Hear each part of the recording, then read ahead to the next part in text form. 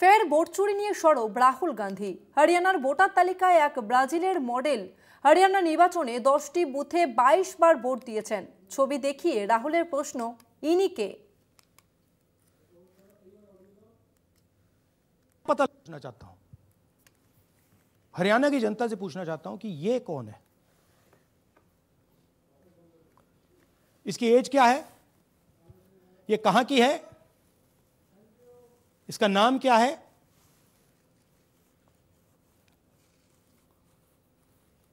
ये आपको बता सकता हूं, कभी इसका नाम सीमा, कभी स्वीटी, कभी सरस्वती।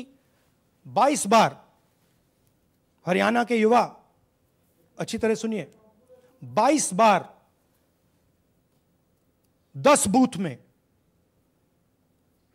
इसको वोट देने का मौका मिलता है।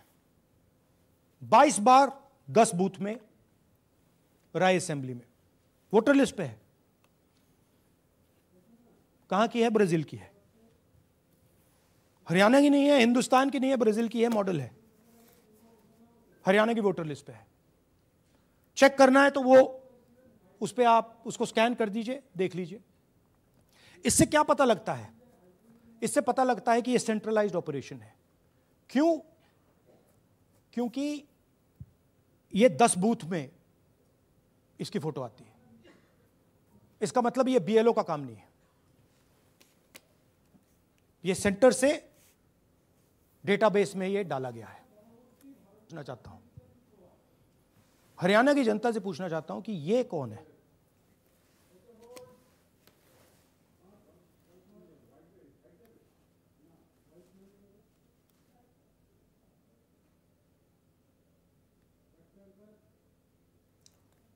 আমরা কথা বলবো নিউজরুম থেকে। সরাসরি রয়েছেন কলকাতা টিভির পলিটিক্যাল এডিটর আশিস চট্টোপাধ্যায়। আশিস দা, পূর্ব ঘোষণার মতো রাহুল গান্ধী তিনি বলেছিলেন যে ভোট চুরির আরও তথ্য সামনে আসবেন এবং যাকে হাইড্রোজেন বোম বলে অভিহিত করেছিলেন রাহুল গান্ধী। এই যে আজকে রাহুল গান্ধী যে ঘোষণা করলেন, তার 26শে ভোটের আগে এবং তার পরে রাজনীতিতে কি প্রভাব পড়বে? দেখো, রাহুল গান্ধী আজকে যা বলেছেন তা যদি সত্যি হয় তাহলে মুখ্য নির্বাচনী কমিশনার জ্ঞানেশ কুমারকে প্রকৃতপক্ষে কাঠগড়ায় দাঁড়াতে হবে। সত্যিকারের কাঠগড়ায় না হলেও ভারতবাসীর কাঠগড়ায় তাকে দাঁড়াতে হবে।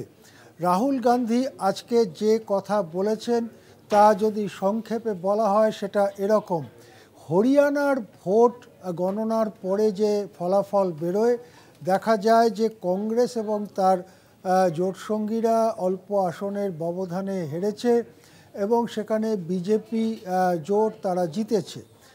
তারপরে যখন খুঁটিনাটি ফলাফলের দেখা শুরু হয় তখন দেখা যায় যে 2/3 আসনে পোস্টাল ব্যালটে কংগ্রেস এগিয়ে, কিন্তু যখন ব্যালটের ইভিএমের ভোট গোনা হয় তখন দেখা যায় তার বেশিরভাগ জায়গাতে, যেখানে পোস্টাল ব্যালটে কংগ্রেস এগিয়ে, তার বেশিরভাগ জায়গাতে ইভিএমের ভোটে কংগ্রেস পিছিয়ে যায় এবং শেষ পর্যন্ত হরিয়ানা হাতছাড়া হয় কংগ্রেসের। যদিও ভোটের আগে অনেকগুলো জনমত সমীক্ষায় ভবিষ্যৎবাণী করা হয়েছিল যে হরিয়ানাতে হাসতে হাসতে কংগ্রেস জিতবে। এখন রাহুল গান্ধী বলছেন যে সাধারণত একই ডাইরেকশনে যায়, পোস্টাল ব্যালটে যারা এগিয়ে থাকে মূলত ইভিএম ভোটেও তারাই এগিয়ে থাকে। এমনটা খুব কম দেখা যায় যে পোস্টাল ব্যালটে যারা এগিয়ে ইভিএম ব্যালটে তারা পিছিয়ে, এইরকম জিনিসটা খুব কম দেখা যায়। হরিয়ানাতে আগে কখনো নাকি এরকম হয়নি, এটা রাহুল গান্ধী বলেছেন। আমি খুঁটিয়ে দেখিনি, পরীক্ষা করে দেখিনি, কিন্তু রাহুল গান্ধী বলছেন যে হরিয়ানায় এর আগে যত ভোট হয়েছে দেখা গিয়েছে যে পোস্টাল ব্যালটে যারা এগিয়ে থাকে, ইভিএমে বা ব্যালট পেপার গোনার পরে যে ফলাফল বেরোয় সেখানেও তারাই এগিয়ে থাকে। পরিমাণের ফারাক হতে পারে, হয়তো পোস্টাল ব্যালটে বেশি ভোটে জিতেছে, ইভিএমে কম ভোটে জিতলো, কিন্তু উল্টোটা হয় না যে পোস্টাল ব্যালটে জিতছে, বেশিরভাগ কেন্দ্রে জিতছে, আর ইভিএম ব্যালটে বেশিরভাগ কেন্দ্রে হেরে যাচ্ছে। এই জিনিসটা সাধারণত হয় না, এটা রাহুল গান্ধী বলেছেন। বলবার পরে বলছেন যে তাহলে ইভিএম ভোটের আমরা হারলাম কি করে, সেই কথা বলতে গিয়ে তিনি এক বিস্ফোরক তথ্য, প্রকৃতপক্ষে এরকম যদি ভোটার লিস্টের পরিস্থিতি হয় তাহলে কিভাবে ভারতের গণতন্ত্র বাঁচবে, এটা একটা বড় প্রশ্ন হয়ে দেখা দিয়েছে। তিনি বলছেন, একটি ছবি দেখিয়ে দেখুন কলকাতা টিভি স্ক্রিনে ছবিটা, একবার অনুরোধ করব ছবিটাকে বড় করে দেখাতে একবার। এই ছবিটা একজন মহিলার ছবি, ইনি নাকি ব্রাজিলের একজন মডেল, সুদর্শনা এক যুবতী, তিনি ব্রাজিলের একজন মডেল।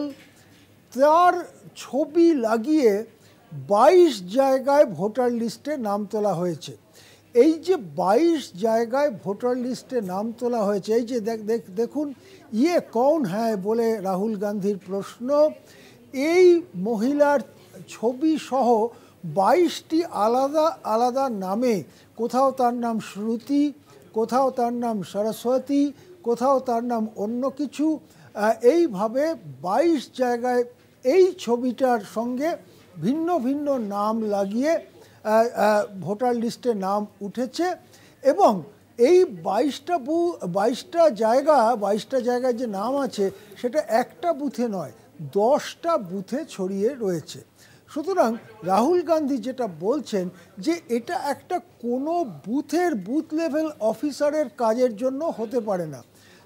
বুথ লেভেল অফিসারের কাজের জন্য যদি হতো, তার দুরভিসন্ধি বা তার ভুলে যদি হতো, তাহলে একটা বুথের মধ্যেই এই ভুলটা সীমাবদ্ধ থাকতো।